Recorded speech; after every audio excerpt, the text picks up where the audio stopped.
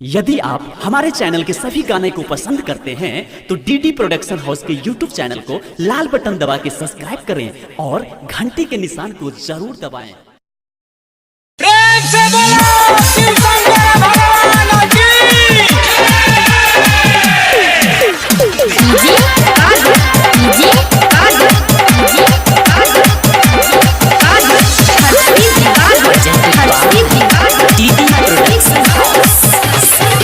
एहो भोले बाबा, एहो भोले बाबा, लोबर से हमरा कद दिया।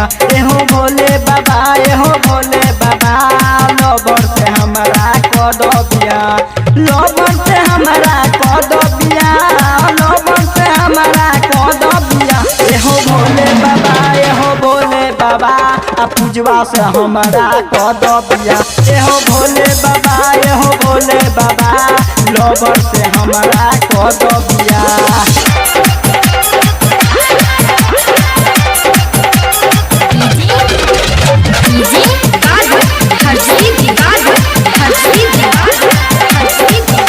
हरिया के साथे हम रहिबे के अइबा, रहिबे के अइबा बाबा, रहिबे के अइबा।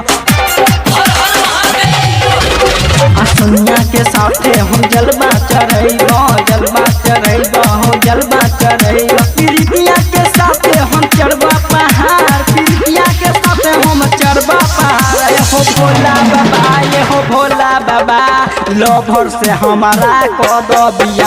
एहो भोला बाबा, एहो भोला बाबा, पूजवा से हमारा कद दिया।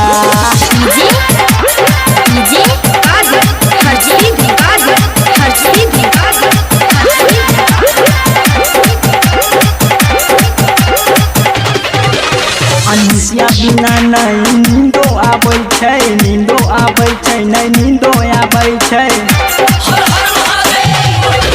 आ मधुआ के बिना नहीं मन लगै छै, मन लगै छै, नहीं मन लगै छै। मुस्कानिया के साथ हम लूटब लहार, अंजलिया के साथ हम लूटब लहार। एहो भोला बाबा, एहो भोला बाबा, लोभर से हमारा कद दिया।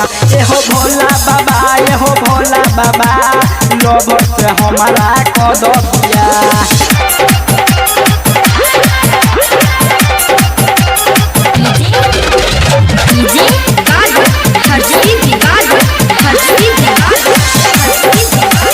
राइटर जीतू जितेंद्र कहै छै, सोनू कहै छै, हो शंकर कहै छै।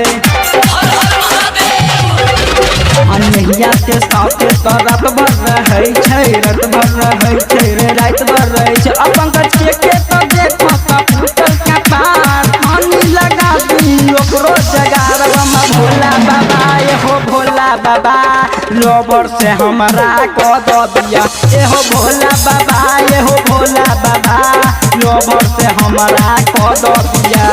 Recording by DD production house Sakri 97 084 45 722।